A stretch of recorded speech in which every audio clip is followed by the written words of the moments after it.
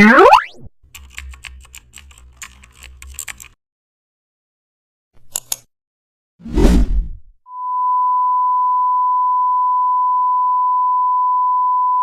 everyone, welcome back to the channel.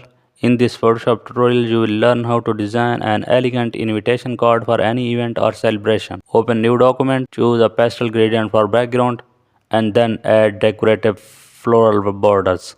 Insert the event title in calligraphy font. Add subtext or names and details. Use gold or rose gold effect for luxury. Add icons for date and location. Now include a QR code for RSVP. Add subtle paper textures. Align text in a symmetrical format.